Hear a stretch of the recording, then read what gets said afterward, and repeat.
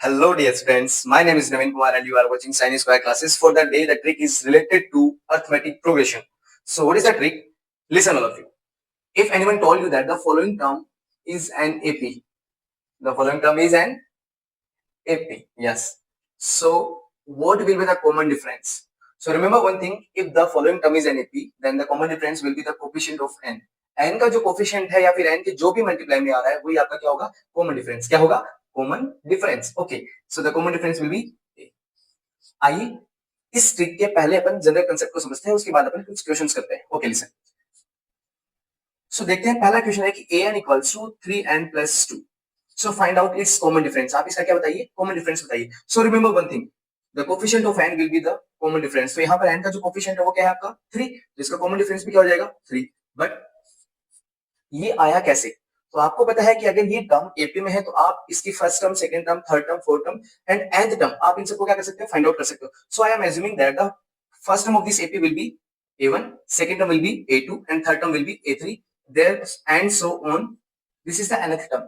So we all know that here we have n and here we have 1. So to find out its first term, आप इसकी first term को find out करने के लिए क्या करो? n की जगह क्या पुट कर दो? आप 1 पुट कर दीजिए. सो n इक्वल्स टू 1. तो आप n की जगह 1 पुट कीजिए. a1 equals to 3 into 1 plus 2. So a1 is 3 1 3, 3 plus 2 5. So a1 equals to 5. Therefore its second term will be a2. अगर आपको सेकंड टर्म फाइंड आउट करनी है तो आप n की जगह क्या पुट कीजिए? 2. तो अगर आप n की जगह 2 पुट करते हो तो आपके पास क्या आ जाएगी? इसकी सेकंड टर्म आ जाएगी. सो देखो सेकंड टर्म क्या होगी? इसकी n की जगह मैंने क्या पुट कर दिया? 2 और a की जगह 8. सो 3 into 2 plus 2. 3 2 जा 6, 6 plus 2 8. So its second term is 8 and now we are finding its third term also. So to find out its third term we have to put the value of n equals to 3. अगर आप n की जगह क्या रख देते हो?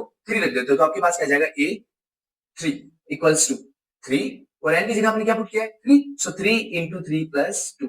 3 3 जा 9 and 9 plus 2 11. So a3 will be 11. So yes or no? It means our AP is 5, 8, 11 and so on. It is our AP and we all know that the common difference is a2 minus a1. आप आगे वाली term में से किसको minus कर दीजिए? पीछे वाली टर्म को. So d equals to this one is our a1, this one is our a2, this one is our a3. So a2 minus a1. So a2 क्या आपके पास 8 minus a1 क्या है 5. So आपके पास जो इसका कॉमन डिफरेंस है वो क्या आ गया? 3. और ये तो आपने पहले ही बता दिया था कि इसका कॉमन डिफरेंस क्या होगा? 3 होगा. आइए कुछ क्वेश्चंस और देखते हैं.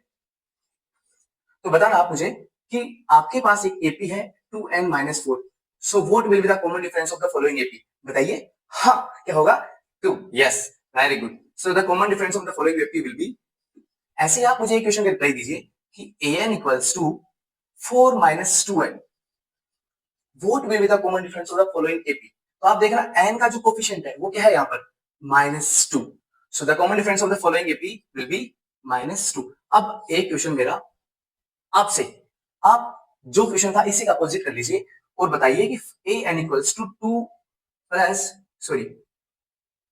plus 2n इसका कॉमन डिफरेंस क्या होगा? Write your answer in the comment section. Thank you and have a nice day to all of you.